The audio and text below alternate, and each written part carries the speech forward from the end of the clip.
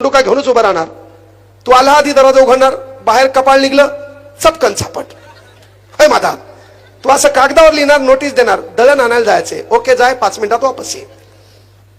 कारण याच्यासाठी पर्याय काय, आपल्या अवलादी सुधारायचं असेल तर एक काम तुम्हाला करावं लागेल. मास्तर सध्या विद्यार्थ्याला मारू शकत नाही, पण आणखी गव्हर्नमेंटनं असा कायदा केला नाही की मायबापांना लेकराला मारण्याचा अधिकार नाही. मग तुमचं काम काय, दररोज मारू नका, पण हप्त्यातून एकदा हाना. उद्यावार चांगला आहे सोमवार, उद्यावार चांगला आहे सोमवार, वेळ ठरवा दुपारी 2. पुन्हा बंबम भोलेचा वार आहे, महादेवाचा आहे, वेळ दुपारी 2. काही चुको न चुको काहीच नाही, त्याला बोलवायचं, फटाफट 2 होपकारात आणायचे. त्यांनी चाललं काहून, तेरा बाप अभी भी जिंदा है. काहीच घेणं नाही. कधी कधी आपला बाप इसरला, पोरण बापाला फुलायचा, पप्पा where are you, I am ready. गरजेचं आहे का, चार्जिंग गरजेची आहे. हो, चार्जिंग का गरजेची आहे, कारण बापानं हल्लं की बाहेर गेल्याचं वर्तन बदललं पाहिजे. याला कळलं आपल्या घरात डायलॉग म्हणते बाहेर ये, 20 इंच कंबर आहे. आपल्या बापानं आतापर्यंत हात लावला नाही, तू कोण आहे. यानं डायलॉगच होत नाही. कालच हल्लं होतं बापानं, मी पाहिलं.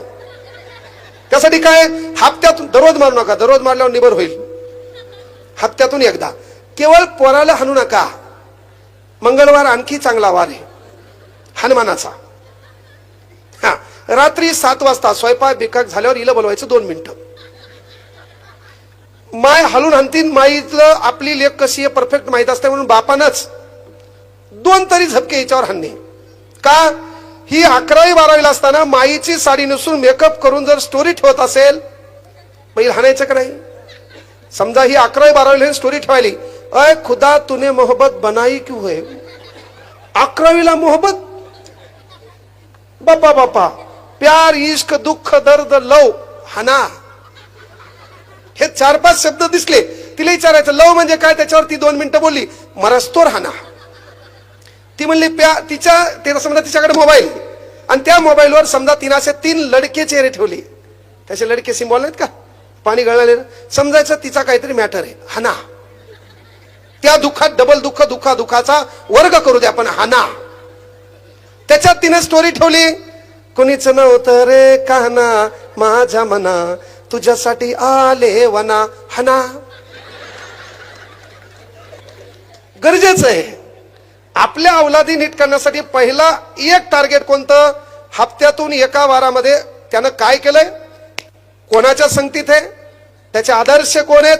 त्यासाठी पहिल्यांदा मायबापाचं पहिलं काम आहे. हो, तुम्ही चांगले पाहिजे.